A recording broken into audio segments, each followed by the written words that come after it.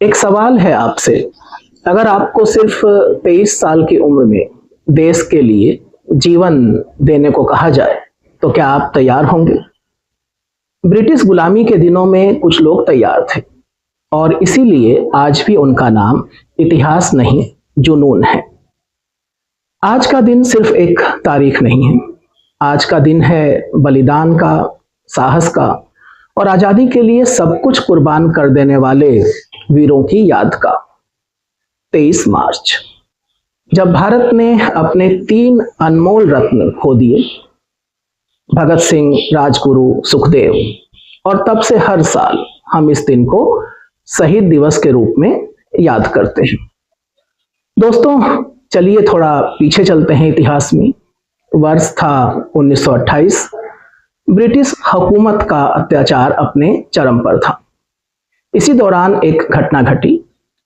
Simon commission के भारत दौरे का विरोध करते हुए महान नेता लाला लाजपत राय को पुलिस ने बहुत ही बर्बरता पूर्वक लाठियों से पीटा, जिससे कि वो गंभीर रूप से घायल हुए और कुछ ही दिनों के पश्चात उनकी मृत्यु हो गई।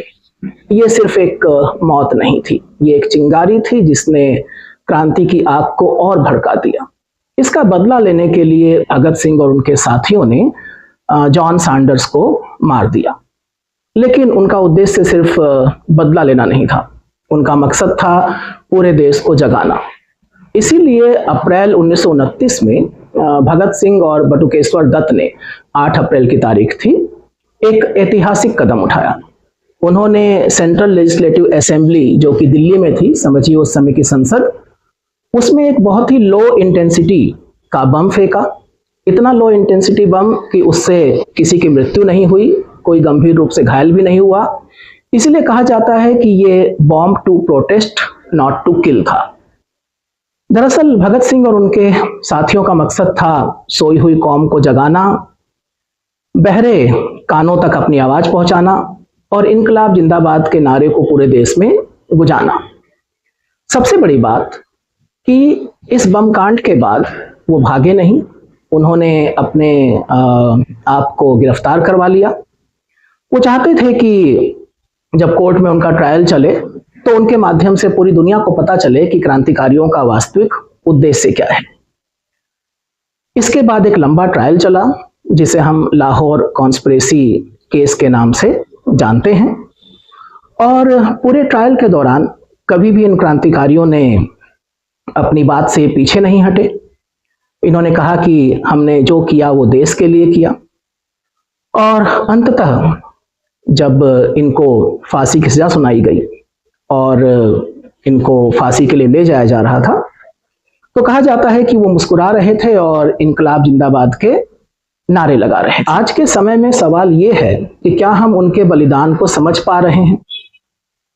शहीद दिवस सिर्फ याद करने का दिन नहीं है, ये दिन अपने आप से कुछ प्रश्न करने का भी है। जैसे, क्या हम अपने देश के लिए ईमानदारी से काम कर रहे हैं? क्या हम अपनी जिम्मेदारी निभा रहे हैं? क्या हम सच में आजादी की वैल्यू समझ रहे हैं? आज देश को बंदूक उठाने वाले नहीं चाहिए, बल्कि सोच बदलने वाले युवा चाहिए। दोस्तों, शहीद मरते नहीं, वो अमर हो जाते हैं।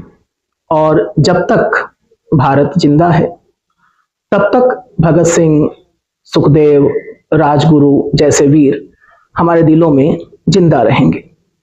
आज के दिन बस एक काम करिए, उनके लिए 10 सेकंड रुककर सोचिए और अपने आप से कहिए कि मैं अपने देश के लिए क्या कर सकता हूं। जय हिंद।